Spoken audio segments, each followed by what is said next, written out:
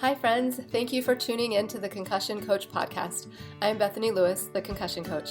I'm a neurological occupational therapist and certified life coach, and I specialize in guiding people through their concussion recovery journey. I am passionate about helping people understand their injury, speed up their recovery, and reclaim control over their life post-concussion. The purpose of this podcast is to help increase awareness of concussions and the impact they can have on a person's life, and to bring hope to people who have suffered a concussion and those who love them.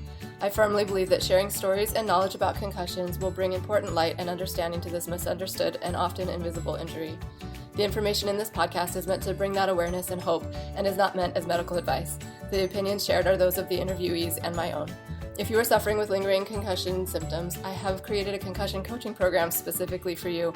I will be your mentor to guide you through your recovery journey, offering help with understanding and managing your symptoms, setting achievable goals, and learning how to manage your own thoughts and nervous system in order to get control over your life again. If this program sounds like something that would help you or someone you love, sign up for a free consultation. In the consultation, you'll get valuable information and resources and gain hope for your future. Sign up for your free consultation at the link in the show notes or at my website, www.theconcussioncoach.com. Hi friends, welcome back to the Concussion Coach podcast. Before I introduce my guest today, I just wanted to make sure that you know about the free guide that is available on my website. It's the 5 best ways to support your loved one dealing with a concussion. If you have a friend or a family member who is struggling with post-concussion symptoms, or if you're the one struggling and would like your loved ones to know more about what you're going through and how they can help, head over to my website, theconcussioncoach.com, and download the free guide. Today's episode is going to be a bit different from other ones. Today, I get to bring on a dear friend and neighbor of mine who has a very unique experience that has been so inspiring to me that I just wanted to have her share it with all of you. So it may be not as much of a conversation going back and forth as just getting to listen and bask in her goodness. So just be prepared for that. Amy Stevenson Wilson was born and raised in Fruit Heights, Utah. She is an avid runner, loves reading and travel, and gets excited about anything nutrition.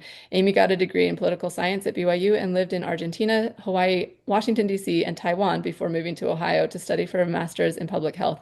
She met Kyle Wilson, a Utah native himself, who was studying to become an optometrist at Ohio State University.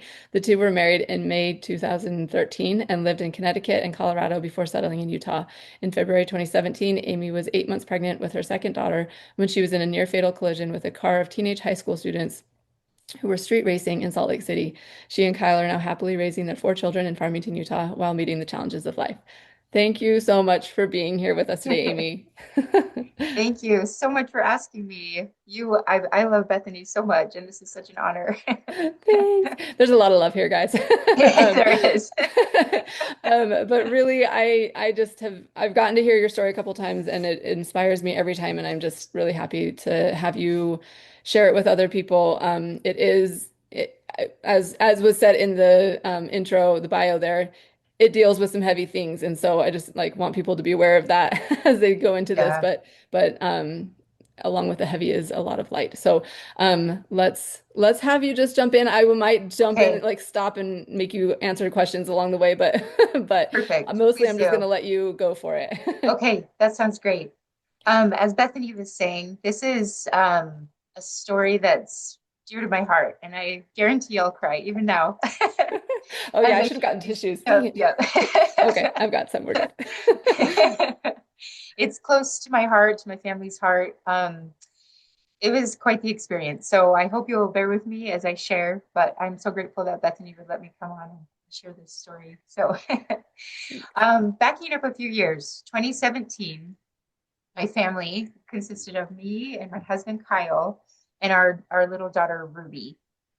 We were living in Colorado at the time. We had moved there from Connecticut, where Ruby was born. We were trying to get our way back out west. My family and Kyle's family both are from Utah. So we were feeling like this, pull to bring our little daughter back a little closer out west.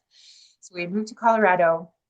We lived in Denver for several months. And then Kyle had been offered a job in Colorado Springs. He's an optometrist. So we were offered a job in Colorado Springs, and we decided to go for it. We thought this would be the next step. So we moved to Colorado Springs.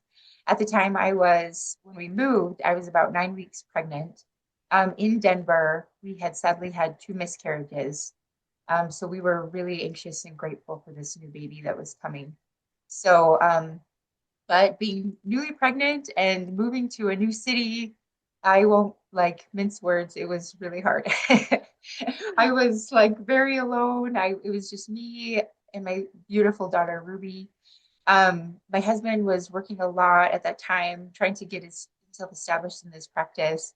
So I don't think I even realized it at the time that I was really lonely, but Mm. I think I was.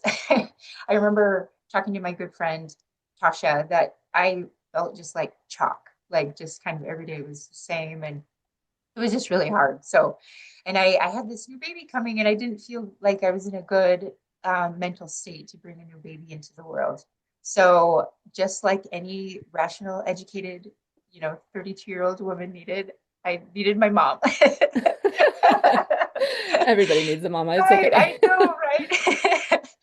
So we were having a hard time figuring out how to get to come home to Utah, but my sweet parents, they decided to pay half the tickets, the expensive last minute tickets to come to Utah. So we bought these last minute tickets, and I flew to Utah with my daughter Ruby. The plan was that Kyle would stay and work in Colorado Springs. Like I said, he was trying to get established in this practice. He didn't feel like he could leave. So he stayed in Colorado Springs, and the plan was for him to work, and I would go to Utah with my daughter Ruby. So right before the trip, though, I had just switched to a new OB because of the move from Denver. So the new OB, she wanted to see the baby. So she had scheduled an ultrasound. So this was on February 13th of 2017. I just vividly remember going into this ultrasound appointment and seeing this, beautiful baby inside me. And I remember the tech said, "Look at all that hair." I was 35 weeks pregnant at the time. And the tech also talked about how big the baby was. And I remember feeling at that point like nervous that this was going to be a hard delivery.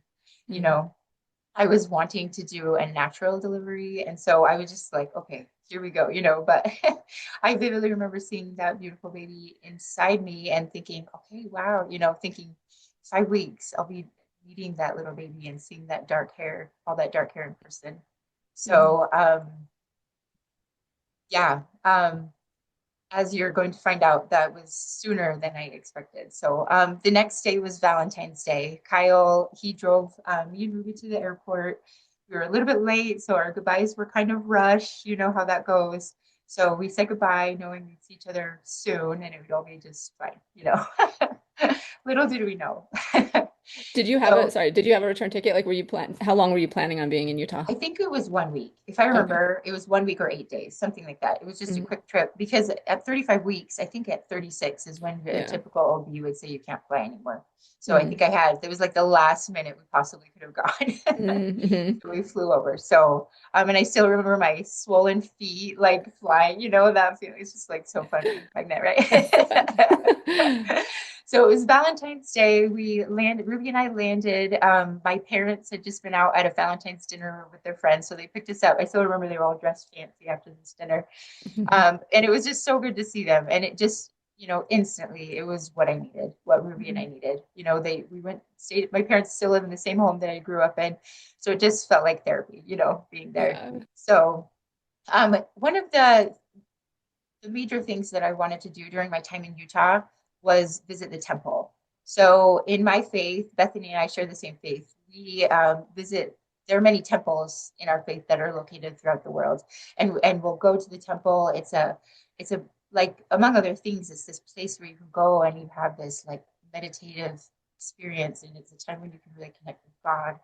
And when we moved from Denver to Colorado Springs, it was suddenly became really hard. There was a temple in Denver, but it suddenly was an hour drive, and with Kyle's schedule, it just became so hard for us to be able to work it out with our child to be able to go. So I knew when I came to Utah that I'd be able to go to the temple, and I was just looking so forward to it as part of this. This wonderful time to just have some meditation and pray and be with God. So And I'm have your parents still watch the looking. baby, Yes, or exactly, Ruby, exactly. so you Yeah, could so we go. had a babysitter, right? Happy So I day. was so looking forward to that. So the plan was to go on. So we got there on Valentine's Day, and then I was planning on going to the temple as soon as I possibly could. So we planned it for February 16th, which was 2 days after I got there. So the plan was that Ruby would stay with my parents, as you said. My dad, who was serving as the bishop, which is kind of like the pastor over the congregation of our ward in Fruit Heights, my parents' ward, I should say, in Fruit Heights, they had sadly had a recent passing of a neighbor. So as the bishop of their ward, my dad was part of his role would be to go to this meeting, preside, and then also share a talk, some remarks at the end of the funeral. So the plan was that Ruby would go with my parents to this funeral. So that morning, I don't have very many memories of that morning. I remember getting up, even though I was pregnant. I remember I did a workout, and I remember the getting my daughter off, sent off to church with my parents, to the church with my parents, and then I don't have any memories after that. So I will say that. So my dad finished up the funeral at the church building. Finished, he gave his remarks from the pulpit, and then he returned home to his home to work for the day. So he was working from home at the time. So as he drove towards his house, he saw that a police officer was parked across the street, which is obviously strange and alarming. He actually told me that he wondered what the neighbors had done. So he That's funny. yeah. So he drove to the driveway, parked his car, and then the officer got out of the car. And after verifying who, my dad's name, he then told him that his daughter had been in a terrible accident and that he needed to get down to the University of Utah Hospital. So my dad went inside, reached out to Kyle, connected with him, and then was able to get my mom and Ruby. They had stayed behind to feed some horses across from our church. So they weren't with my dad at this moment. So my dad went and collected them, and then they started driving down to Salt Lake City to get to the hospital. As they were driving down the road, my mom's phone beeped. And she got texts from KSL, which is like the local news station, with just the news that, and this morning she got a headline, and she said it sent chills down her spine. She read about a car accident on a city street in Salt Lake City, and she didn't know, but she wondered if that had been her daughter's. So they exited 6 North in Salt Lake City, and they came up to there's an intersection, a junction of 6 North and 3rd West. And that's where you have to go to get to University Hospital in Salt Lake City. So they came to that intersection, and they looked north, and they saw a bunch of emergency vehicles surrounding an accident that had happened just there. And then they turned right and drove to the hospital. They didn't pass the accident scene. And gratefully they didn't, because if they had, they would have seen they wouldn't have seen their daughter, because I was passed on at that. I mean, I was away from the scene at that point, but they would have seen their car. And I wish I had a picture to show you, but it was smashed, torn apart. It was not only from the accident itself, but it was from the extrication equipment that had ripped open the car.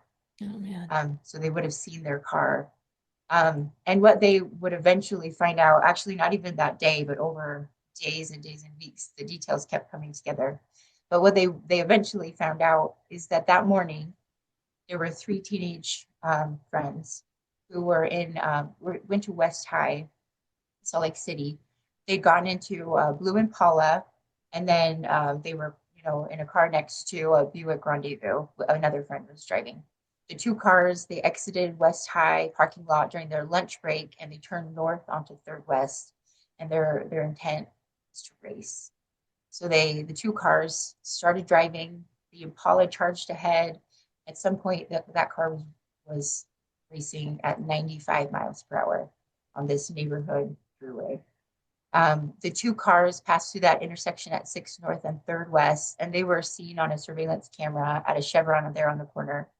A witness who was at that intersection saw that the Impala was driving ahead.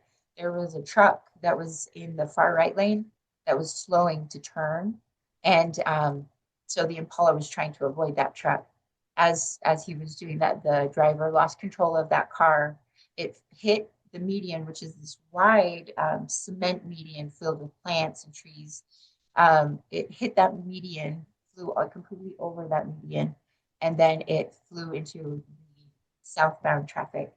And they happened to hit a red Honda Pilot that was driving south, and that driver was me at that moment. Sorry.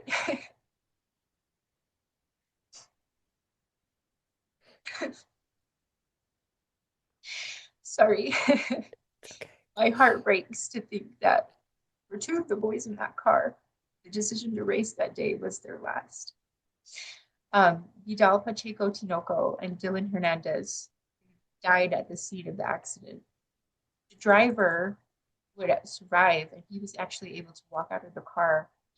And I am so grateful, but I would never remember that moment that changed my life forever. The police told my dad later that there were actually no brake marks in the road where my car was driving. So that indicates that I almost certainly had no idea what I could have even been looking the other way or something. I don't know, but I apparently had no idea. I have no memories of it. Hmm. Um, so one of the many, many, many miracles of this day is that Station 2 of the Salt Lake City Fire Department is located just 3 blocks away from the scene of this accident. So the firefighters could literally, I mean, they didn't watch this, but they could see the accident spot from the back of their roof. That's how close it was. So 911 dispatchers received calls at 11:30 a.m. and first responders were at the scene within just minutes. Craig Weaver, who is a good friend now, was the captain working that day, and he was the first to assess the situation. And he first went to the car with the teenagers. He saw that the driver was conscious, and then he was able to see that the teenagers had died upon impact. And then he ran to the Honda Pilot where he saw me. He saw that I was unconscious and that I was clearly pregnant. So the entire focus of this rescue suddenly became really obvious to them. So Captain Weaver sent Andrew Wilcox, which is a paramedic, and he happened to just be filling in that day at Station 2. He wasn't even normally assigned at that station. So he sent Andrew Wilcox to the pilot where I was pinned, and Andrew saw that there was a car seat in the back. And he had this panic moment that there was a child, but he looked and luckily there was none. And thankfully, Ruby, my daughter, was not in the car with me. She was with her grandparents. That's one of the, that just, I mean, I can't even think about that. So grateful she wasn't with me. Any other day or any other errand, she would have been with me. Yeah. So it's incredible. I'm so grateful she wasn't there. So by then, a fire truck with that extrication equipment had arrived at the scene, and engineer Jason Davis, he began preparing the hydraulics. And then these are names of these, I call them my heroes: Jeremy Kilgore, Billy Oliver. They jumped into the back seat of the Honda, and then these two, they were able to cut off the driver's side door so that the medics could begin their initial care. Evan Fitzgerald, he was another of the paramedics from Station 2. He joined Andrew after he first attended to the people in the Impala. He ran over to then help in my car. So he entered on the passenger side, and he told me later that I was unconscious, but I was flailing and moaning. The two did their best to assure me and keep me still. Evan attempted to get a blood pressure reading and wasn't able to because my blood pressure was so low. So when they realized that my blood pressure was so low, they knew that was bad for me and for my baby. So the crew knew they just had to act quickly. So they were able to get me out of the car and into an ambulance by 11:42, 7 minutes after the first responders arrived on the scene. It's incredible. Their efficiency, their professionalism of this particular crew saved my life and the life of my girl. And we still can't thank them enough. So in the ambulance on the way to the hospital, I continued to posture, which means kind of your muscles are what's the word? Just flexing on their own. Flexing. Thank you so much. Yes. The two medics watching me thought that the brain damage I'd received was surely going to be devastating. To add to it, Andrew could not pick up any heart tones for my baby. The ambulance arrived at the emergency room of the University of Utah Hospital at 12:03, and a huge team of emergency personnel were ready and waiting for them when they arrived. They were incredible. Andrew and Evan pulled the stretcher out of the ambulance, and Andrew stayed close by, holding an oxygen mask to my face. I'd been flailing for the entire ride, as I said, but all of a sudden I became still. Andrew told me this story later that at that moment I suddenly opened my eyes and I grabbed his arm and I said one word, please. I don't know why I said that. I would like to think I was saying, please save my baby. I don't know. But Andrew said it became intensely personal for him at that point. And that moment passed, and I just went back into that aggravated state. The stretcher was then rushed into the ER, and a new organized chaos ensued. Yeah, right. Right, yeah. As a huge crowd of medical professionals jumped into their trained roles, and this particular trauma was interesting and different, and involved that many more people because it was involving two patients, a mother and an unborn baby. So it was packed with all sorts of personnel who had their particular roles, you know.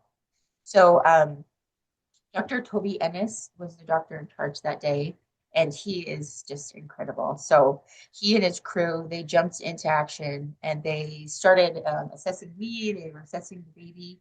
And thankfully, even though they weren't able to find heart tones in the ambulance, they were able to find them in the ER.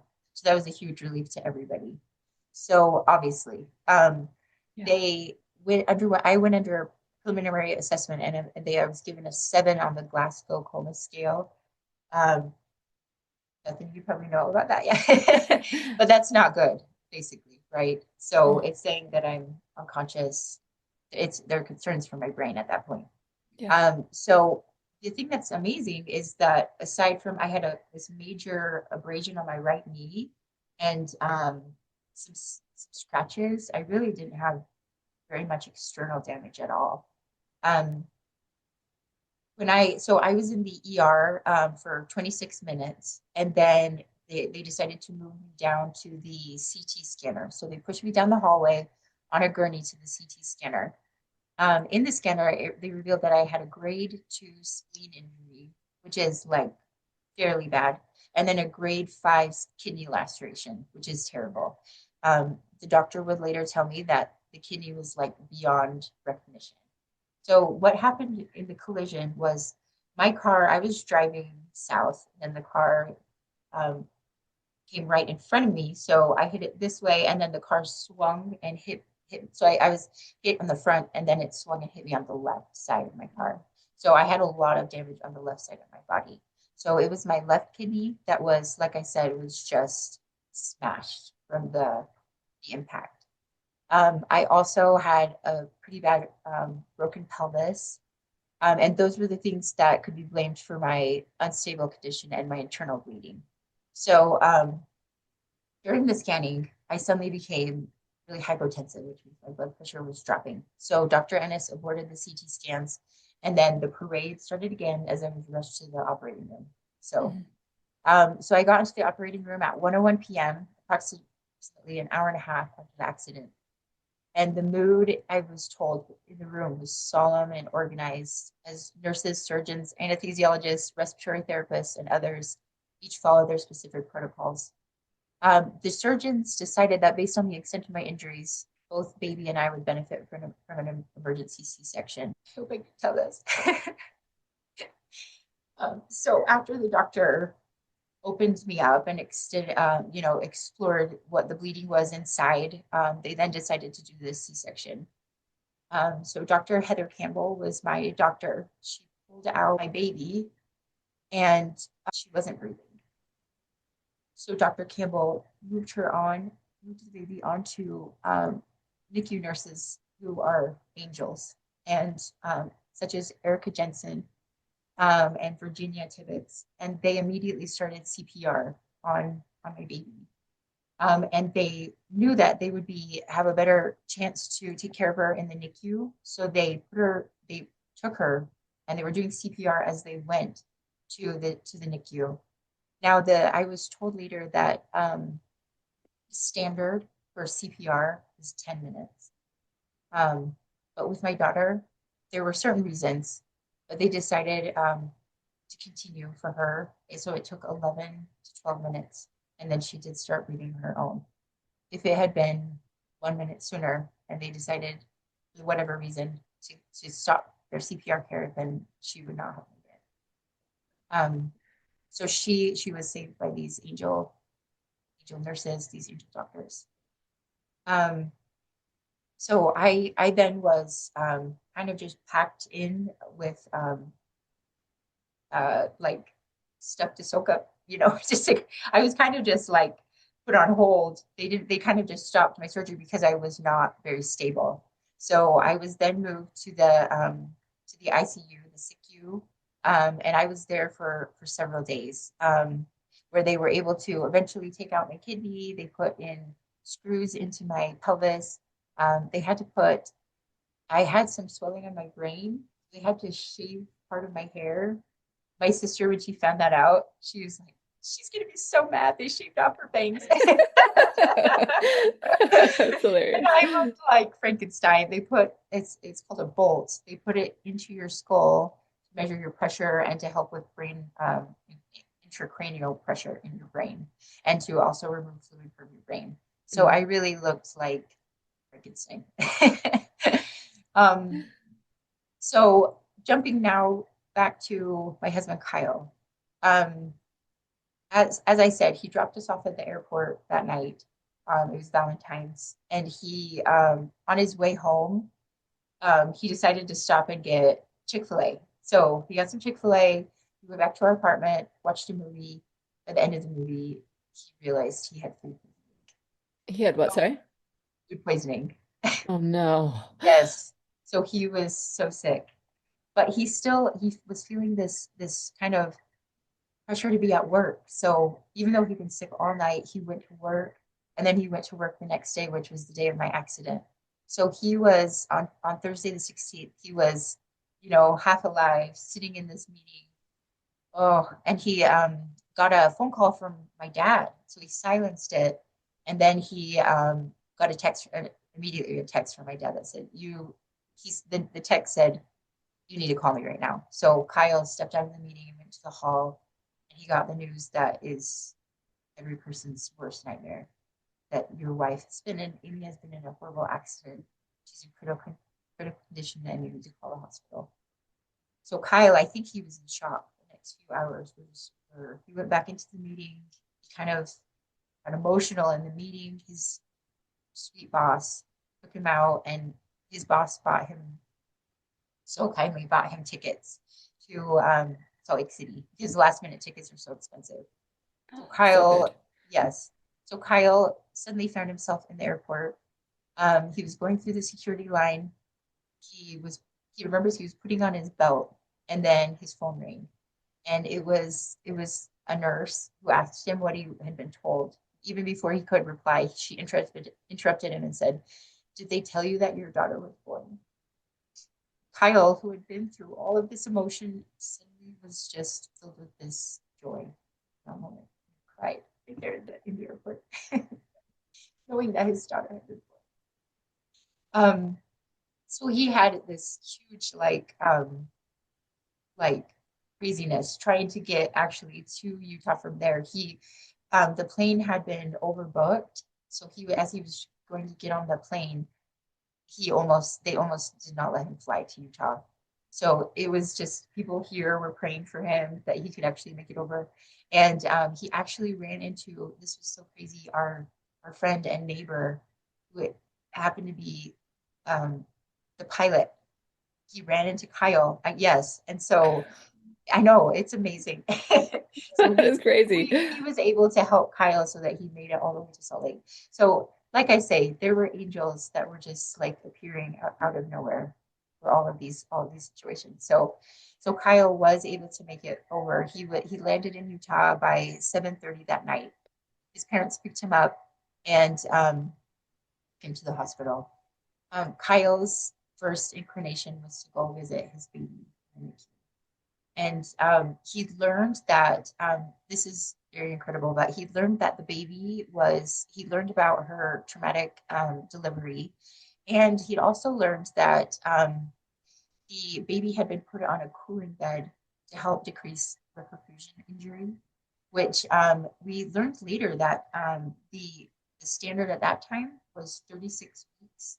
The baby was 35 weeks, but the nurses had no idea about her age. So they Mm. just had to guess.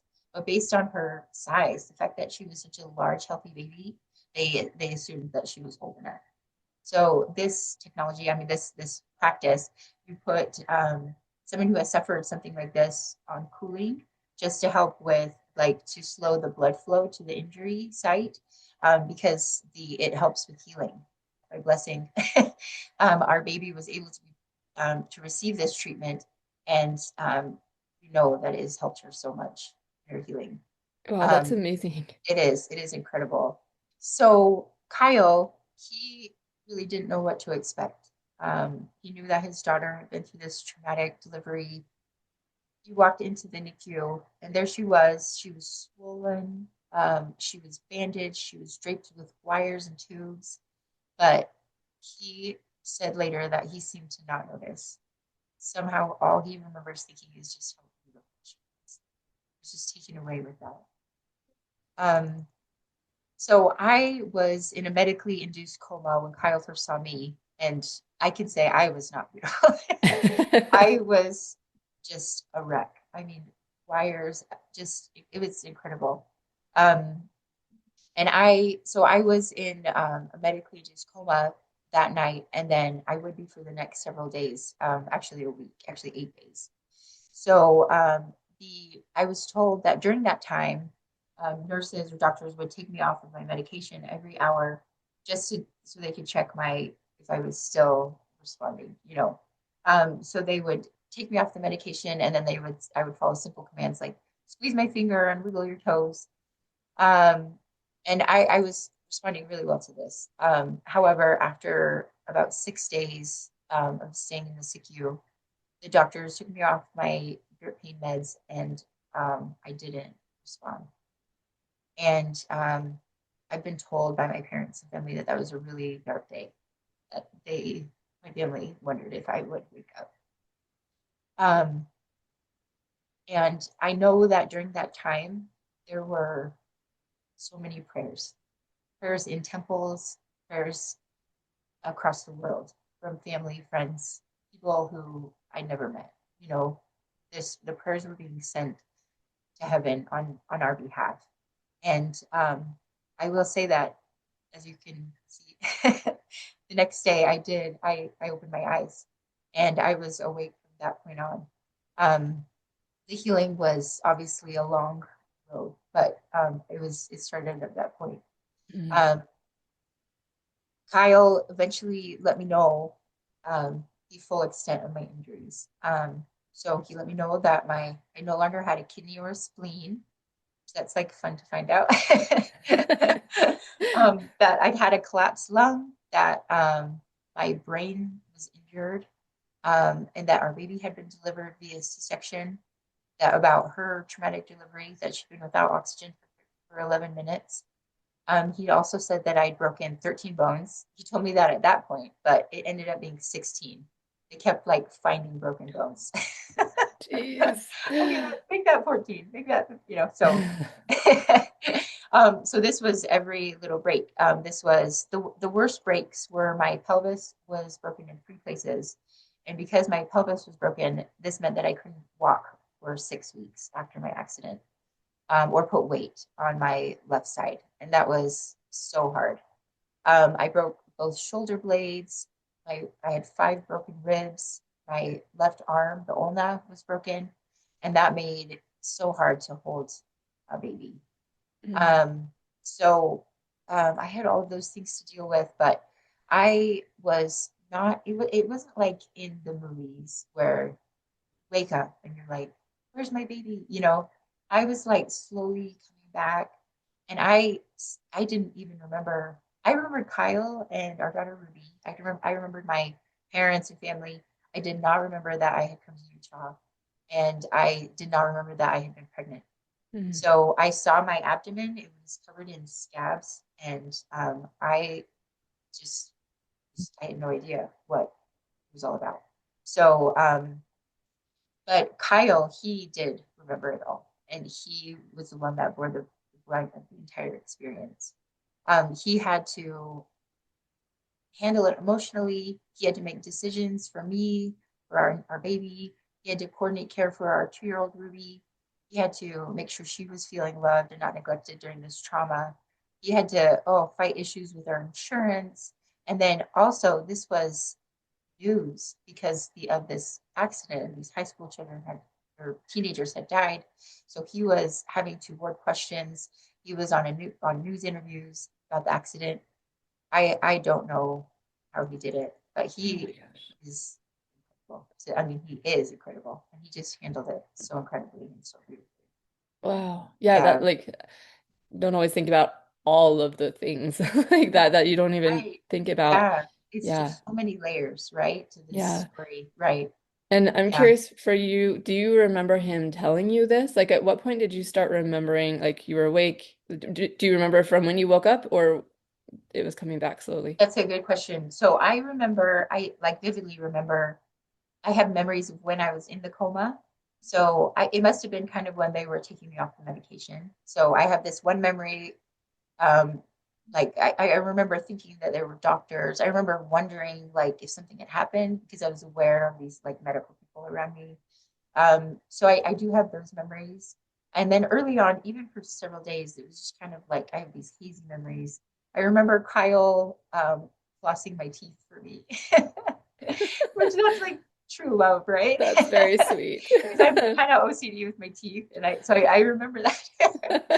And I also just remember being like so just confused about things like, I remember a nurse, because they would come in and ask me questions just to check my mental, where I was mentally. So they would say, hi, where, what year is it? Who's president? Those kind of questions, just Hmm. test me. And I remember being asked the year, and I said something like 2006 or something. And then I was just like floored that when they said it was 2017, I couldn't believe it. So Hmm. things like that, it was just so confusing. I remember seeing my daughter Ruby, and see like I was sure that it had been months because she just suddenly was acting so mature. And so even just like time was just like off. So, and this would, I mean, I had traumatic brain injury.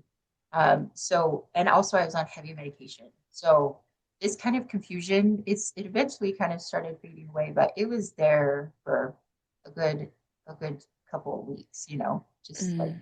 so, and I remember Kyle telling me that at first he was afraid that I wasn't going to make it. And then he was afraid that I wouldn't be the same person.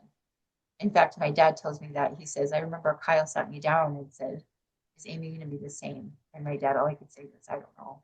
So yeah, Kyle was just dealing with all of these questions and trying to be there for Ruby and not knowing what was going to happen. Mm. So yeah, Yeah, there's it so was much. so much, so much. Um, so that day when I wasn't waking up, my parents and Kyle and my in-laws, Kyle's mom and dad, they found themselves in a room with a pediatric neurologist, Betsy Ostrander. And so our baby had just received an MRI, and the news was apparently not good. The MRI had showed that she had this permanent brain injury resulting from a lack of oxygen in the womb. So doctors aren't sure exactly what happened, but the fact that my body was like in such trauma, it probably was pulling oxygen from and resources from the baby to preserve my life. So that's part of why she probably suffered from that. So so my parents and Kyle were told that we're given this list of possible um, consequences of that brain injury. So they said the baby might not. It was just too difficult to predict. But things like not being able to talk, not being able to walk, not being able to use the bathroom on her own, and maybe having a feeding tube. At very least, they said that she would probably, most likely experience developmental delays, like not being able to sit up until 9 or 12 months of age, Mhm. things like this. So the doctor gave just kind of the range so that everyone was that. But I was obviously not there. But whenever I hear my parents or in-laws or Kyle talk about it, it's just kind of this like dark moment. I think it was very, very hard conversation. Mm. Um, and it was just so hard because nobody knew how it would turn out. Like we just had to wait and see. There was no way to tell from the MRI what would happen. So we just had to watch this little baby. So I sadly don't remember the first time I met my baby girl, but luckily it was well documented. There were our parents were there, Kyle was there, so there were lots of pictures and videos. And apparently she was just placed right. This was right after I woke up from my coma. So the NICU nurse brought her in, and she was just placed right here. And apparently we both just kind of snuggled into each other, almost like I was told it was kind of like almost this relief that we had found each other after all Yeah. these days. Yeah, it Oh, was I so love sweet. that. I know. So sweet. um, I do vaguely remember that Kyle, he asked me what we were going to name our daughter. So the NICU nurses, everyone had been anxious to put a name on the baby. It had been 8 days or more. And Kyle, he insisted that we wait until he could consult with me No. before he named the baby. So meanwhile, on her little card, they had written trauma baby in the NICU. And my dad kind of felt like it sounded like a superhero name, which I can was see that. certainly appropriate for her. Yes. She's really super, super baby. So, That's um, awesome. so the thing is, that was really amazing about her name was Kyle and I had obviously been talking about her name for many days before she was born. So we had, with our oldest daughter, we had picked the name Ruby because we had, between the two of us, we had three great grandmothers that were named Ruby. Oh, So we cute. thought it was so perfect. So we really loved the idea of picking a family name for our children. So Kyle's great grandfather, actually, his name is George Deliverance Wilson. And I was really drawn to that name, Deliverance. So I said, maybe her name could be Deliverance and we could call her Dell. But Kyle, I don't know, he wasn't really into it. So I remember vividly when I said to him, okay, what if we name her Grace Deliverance? And so when Kyle, this was all obviously weeks before the accident. So when Kyle asked me in the hospital, I knew exactly what her name should be, Grace Deliverance. And we had no idea, obviously, at that point when we were deciding how perfect that name would be for her life and for her birth. Yeah, it couldn't be more perfect. Right, right. Chills So when you say that. That's amazing. I know, incredible. Um, and this is also incredible. And I have my degree in public health. So I did a capstone paper on the importance of breastfeeding, and I just have learned so much the importance and beauty of breastfeeding. So my mom woke up one morning soon after the accident, and it just hit her that I was going to lose my milk supply, and she knew how important that was for me personally to breastfeed my babies. So she rushed into the hospital and told the nurses, like, is there anything we can do about this? And they're like, sure. So I was still in a coma, and the nurses were able to pump breast milk, and they were able to pump. Like, I was on so much medication that breast milk, they just set aside, threw it Mm. away, but they were able to help so that I had breast milk for my baby. Oh, So, that's and amazing. it was so amazing. This was so important for me because I wasn't, I don't remember her birth, and even those first 8 days we weren't together snuggling and getting to know each other. So those hours and minutes of breastfeeding for the months after and year after were so important for our relationship. Mm. So it was that, I feel like, was such a miracle that my mom had that um, impression, that thought that came to her, and that the nurses and therapists were able to do that.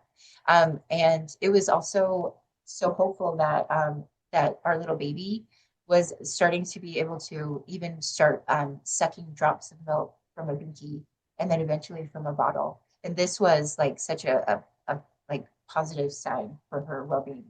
So that was so Mm. hopeful that she was able to start sucking. So That's amazing. It was amazing. So while I was in the hospital, I was in the hospital for 35 days. Our baby Grace was there for 33 days.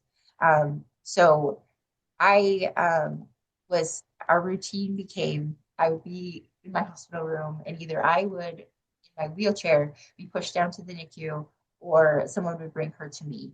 And we just had these very special moments of snuggling and breastfeeding that were just so important. So yet another miracle of this experience was our daughter Ruby. As I said, she was barely 2.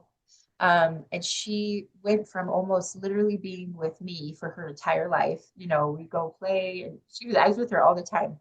And then all of a sudden she was being passed from grandparent to aunt to uncle to great aunt back to grandparent.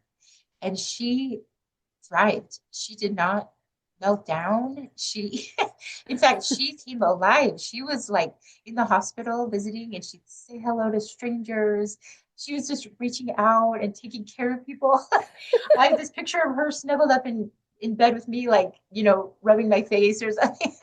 She That's just so was cute. like jumped into action. It was the most incredible thing. This little 2-year old. It's funny because we have this story. She came to the hospital so often. At the bottom of the where the elevators were to go up to my room, there are these paintings of George and Dolores Eccles, who were big donors for the hospital. So she got into this habit of, she'd pass the elevator, those pictures on the way to the elevator. She'd go in her 2-year-old voice, "Hello, George. Hello, Dolores." Go on her way out. Or, So "Good night, cute. George. Good night." So she really got used to it. But I mean, there were her ups and downs for sure. But I think I really feel like God gave her this gift, and she had the blessing of family, and she made it through and was just such a champion. Mm, So yeah, it was incredible. that's so cute. So, as I said, we were both, Grace was in the hospital for 33. She was discharged after 33 days, but then she was able to stay with me. We were moved into kind of this like hospital apartment room. So, Kyle actually moved in as well for those 2 nights. And then I was discharged after 35 days. And there, I think it was something with, I don't know, the trauma, like with my brain. I mean, I was really present by the time we were leaving. I was very aware, but I just, for some reason, the time just moved so slowly in the hospital. And by the end, I felt like I was never going to leave. I really felt like I was never going to leave. So when the day came that I was discharged, it felt like the heavens parted, and it was incredible. So I finally was able to go away from the hospital. I mean, overall, it was, I mean, it's a hospital, but it was time to leave, and it was such a relief to go. So I was pushed out in a wheelchair. I was still not able to stand because of my broken pelvis, so I still had restrictions for that area. So I was pushed out in a wheelchair, and we ended up moving into my parents' home in Heights. And let's talk about, my goodness, talk about charity and being so willing to give and share. My parents just, I still have this memory of, so I wasn't able to stand, and my left arm was still broken. So I was really restricted in being able to get my baby and breastfeed her and, put her down again. I just have this memory of my mom, again, picking up my baby, bringing her over to me, while I'm breastfeeding. She takes her away. And I remember thinking, okay, this this has got to be it. There's no way that someone can give this much. And yet she did it again. And I just, that to me was, and my dad, the same kind of service. That to me was charity, like, incarnate. Just seeing them just be so willing to serve to their end. It was incredible. And our healing is so much because of them, and Kyle's parents as well, who were close by always to help out. Um, so let's see. I ended up having to go through 2 more surgeries before the end of the year. I had a pretty bad hernia on my abdomen that needed to be repaired, and that was scary. That was scary for me to have to go back to the hospital, but everything went smoothly. I also had some um, pain in my ankle. I was quickly wanting to get back to being able to move around. But I still had this pain in my ankle. I found out that there were pieces of bone that were floating around inside my ankle. So the doctor, they were able to remove that. Um, after about a year, we were coming up to this interesting experience where we were told that we were invited to participate in a trial for the driver of the car that survived. Um, and so that was coming up in December. This accident happened in February. So we left the hospital in March. I was able to walk again in April. And then December was when we had this opportunity to go to this trial. Now our family, we moved in with my parents. So we had all these months where we just so many casual just opportunities that came up where we just were talking through what we needed to do, what was the right thing. And I am so thankful. I feel like this was another gift from God, that we were given this gift of being able to forgive. It was a lot, we feel like we were in such survival mode. Kyle told it this way, that there was just no room to be able to like hold anger to this person, and I felt that two of these boys had died. We did not want this young man who made this terrible mistake to also lose his life and be in prison for so many years. So we, as a family, made this decision to move forward with the plea to the judge to say, please let this be not a huge punishment for this young man. And it was scary because we were going into this courtroom with the families of the boys who had died. And so I don't know, we had battled with this decision of how we would approach this, but ultimately we knew in our hearts that this was what we needed to represent from our family. So we had the opportunity to stand up before the judge and ask him to give him a smaller punishment. And that's ultimately what happened. And I can say it has been such a blessing for our family. I mean, we've never been in contact with him since. So I don't know how his life has gone. But it's a gift that God gave to us, that he said, I will take this from you and you can move forward with your life. And that was such a beautiful, we feel like we were so blessed through the entire experience that we felt like it was what we needed to do to share that forgiveness and to help that young man move forward with his life. So I just also wanted to share that our daughter Grace, as I said before, we just had no idea what was going to happen. She was showing really good signs by doing some breastfeeding in the hospital. That was really positive. The doctor told us that at least we would see developmental delays. However, when Grace, our baby, was about 6 months old, Kyle posted this on Facebook. He said, this little cutie pie has been sitting up all on her own at just over 6 months of age. And she's been eating multigrain cereal, peaches, avocado, applesauce. We were told that the best case scenario would be slow developmental delays. The doctor specifically mentioned sitting up at age 9 to 12 months. And then Kyle wrote, I am so grateful God has blessed me to be able to witness one of his precious little miracles growing before my eyes. So we just, as a family, were able to witness this miracle of this little girl, the developmental stepstones on time. And so now I can't say she's completely, so she has her own challenges. She was diagnosed at 18 months of age with mild cerebral palsy. So she does have, some weakness on the left side of her body.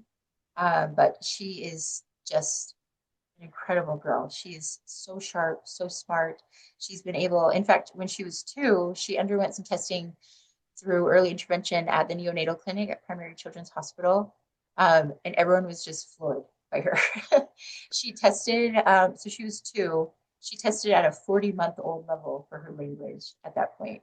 So Wow. there were really good signs at that point, So, and she's continued to just thrive. So she comes up to these things that are really hard for her, and she just learns how to do it and figure it out her own way, even though it's a little bit hard for her. So she's in a Spanish immersion program at school. She's like doing so well in school. She plays the ukulele. She rides a bike. She has this huge list of things she would like to accomplish in her life. So she definitely has extra challenges from these things, but we feel so blessed because of how she is faring in her life. So I just wanted to end by saying that on a Thanksgiving day, a few years after the accident, my dad and I ran a 10K together. And this was the first race I was able to run since the accident. And it truly was a day of great things. I came home that day and it kind of hit me what I had just done. And I just started sobbing. I couldn't stop. I just was overwhelmed that we had been at this point where we thought none of this could have happened. Here I was running a 10K. My daughter was doing well. Um, Everything that we had known in our lives was gone. Kyle, left his job. We left our apartment. Um, Everything we had known in Colorado was gone.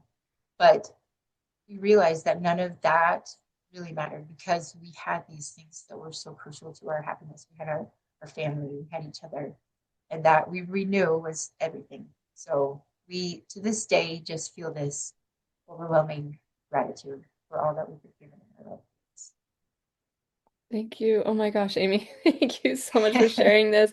The thing I think that just stands out to me the most about all of this is, and hearing you share it is just that the willingness to see the good that you exude this you're always looking and recognizing God's hand in it, the miracles, the angels, the good people, and the forgiveness piece as well. I just all of it is just such it's so uplifting to hear it and to be reminded of yeah, that we can look for those things in our lives, that they're there, and that there is power beyond our own that can assist us in the really, really hard times. Um, Thank you so much for sharing all of this. And do you mind if I ask you a couple Oh, questions? of course. Okay. Um, I wonder if, well, so how long you kind of gave a little bit of a timeline, but how long was it before you felt like you were able to do life again on your own terms, not having to Yeah, like being able to use your body and like doing the things yeah. you wanted to be doing? Right, right. Yeah, that's such a good question. So it was a little while. It took some time. So like I said, we got out of the hospital at the end of March, and then I still was on. So I left the hospital in a wheelchair, and then I was in my parents' home. And they were so kind. They had to install like a thing in their bathroom where I could pull myself up, or like Grab they bars. installed an extra handrail on the stairs. Like they were just so willing to go above and beyond to like help us. It was incredible. So in their home, I didn't have to use the wheelchair. I instead used a walker to get around, and then I progressed to crutches, and then I progressed to one crutch.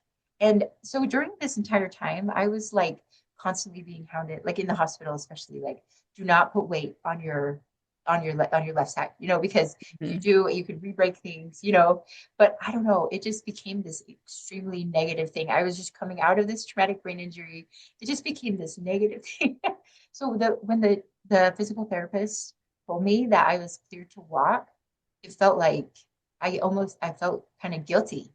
I vividly remember walking in. So we went to this appointment, and then Kyle and I drove over. We went to this Walmart close by, and I vividly remember walking through the store and thinking someone's gonna get mad at me because I'm walking, like just like this feels so wrong, but That's so funny. some time. So, and then soon after that, so I was really active runner, exercise, that was kind of my world beforehand. So I was really anxious to get back into that. So I started trying to start running after, and we celebrated 6 months after by running 6 miles.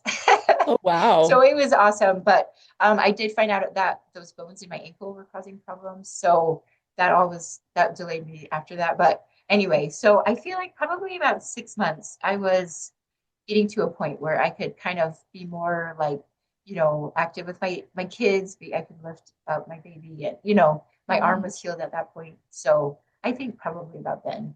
So Okay. we were Yeah. still living with my parents at that point, so we still had a lot of support from them as well too. So Yeah. What a yeah, blessing.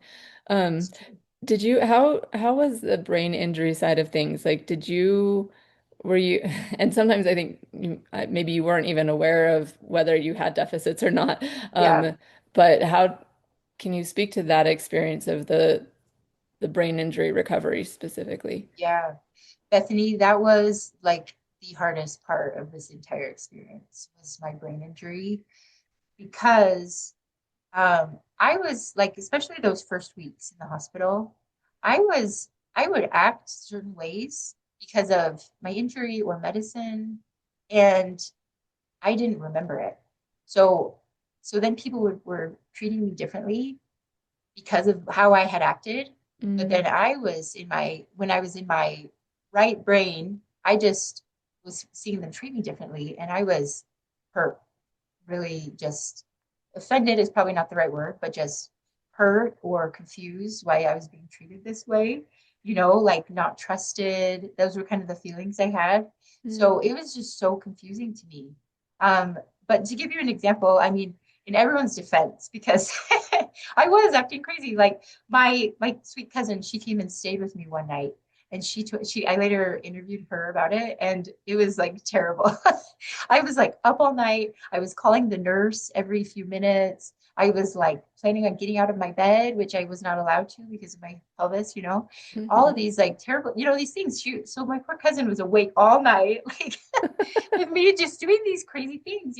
So like, yes, I was acting crazy, but I don't remember that at all. So then when I was, like I say, in my right brain, I was treated differently, and it was so hard. It was really hard for me. So that was something I worked through. But even now, as I'm telling you about it, it's like painful Mm, because your brain, like you can break your arm, and then it just gets better. But your brain is like who you are, and so to have people like not be trusting you or treating you differently because of how your brain is acting out of your control, it's like a very scary feeling and really um, painful and vulnerable. So that still is painful to me. mm. It took Thank you. time, but I feel like after even the last few weeks in the hospital, my brain was really doing a great job healing. So by then, people were responding to me more like, "Okay, you're a normal adult." But before Mhm. that, it was really hard. So Yeah. And did you, so as you were leaving and everything, like there weren't lingering cognitive or other issues that were following you home that you're aware of? thankfully not. And if Kyle were here, he would joke and say, yeah, there are. Just kidding. But no, thankfully there have been nothing. There's nothing as far as my brain is concerned that is lingering. So that is just incredible. That's So miraculous. yeah, Yeah, yeah, yeah, there are a lot of miracles here. Um, yes, and right. I think it might be worth just saying, like, how do you, um, I always am so grateful for and love miracle stories. And then how do you address or like talk to the people who the miracle didn't happen the way they were hoping for? Right. I'm so glad you asked that because I think about that a lot. And I know that there's kind of survivor guilt that comes. And I was talking with actually a really good friend of mine who she actually had a car accident. It was not this big, but it was about 1 month before mine. And she has suffered to this day because of that car accident. So I mean, to be her good friend and to see her have going through this suffering, and then yet I have gone through this big ordeal and I've healed. I don't. It's so hard for me to swallow that. And I was actually just talking to her a couple of days ago, and I brought this up, and she told me this really beautiful and profound thing. She said, "You know what, Amy? Sometimes the healing you can't see."